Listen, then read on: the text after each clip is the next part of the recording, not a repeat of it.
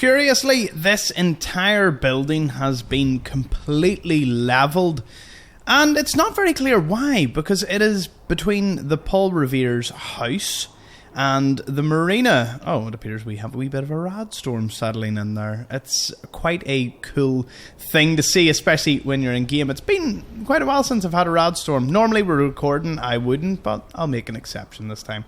So yes, the concentrated place of this episode is just beside the Old North Church. Now, previously we were at the Revere Marina. Sometimes it defaults my normal pronunciation. We were looking at the wife, looking out at the wee rowboat here and all of the ships.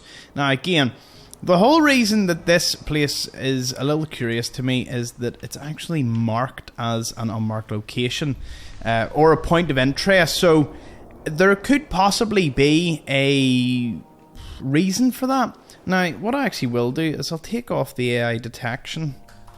Perhaps rad scorpions? Sometimes rad scorpions are the whole thing.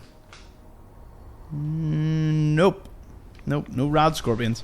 Alright, well, let me know in the comments if you find a random encounter at this particular building. We're located right beside the supermutant camp, and this hound is just about to notice me, and, well, my no-scoping skills aren't that great.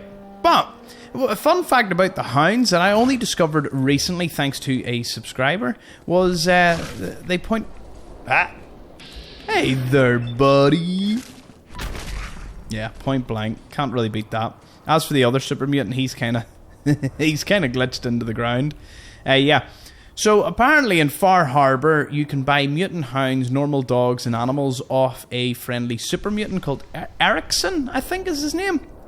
So that's a really awesome thing that I am going to definitely investigate once we get to Far Harbour. In terms of the series, I suppose this episode's a pretty good point to say we will be moving to Far Harbour and Nuka World once we finish the rest of Boston. There's about 6 sections left to do, so we'll get through all of them. Next up is like the Boston Common near Swan's Pond. Then I think it goes down towards like the medical centre, then over towards the university, and then back up north to the Custom House Tower, which kind of finishes off the rest of Boston.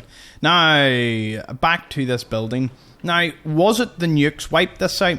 That is a possibility, but given the way the damage is kind of spread, I would almost wager that this was a complete war zone at some stage, maybe a lot of explosives. The raiders could have maybe rigged it, saying that the greenskins were on their way, as they have a camp nearby, and rather than lose the position, they maybe booby-trapped it.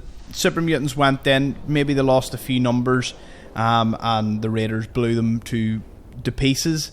That's my going theory. It was booby-trapped, and yeah, didn't stop the super mutants. They eventually moved in anyway, so you know, maybe this is the remains of some settlers or raiders that were holed up in here as they tried to defend their home, and it didn't go all that well for them. Maybe even the railroad, and that's perhaps why they retreated to the Old North Church. I managed to talk through an entire rad storm, which means it wasn't very long. No, definitely not. Anyways, yes, we'll be moving on. Our next installment is a few floating rafts around the river here. It's a nice wee rainfall to cover us from there. So yeah, let's get on to that. Thank you so much for watching. See you all in the next one. Bye-bye.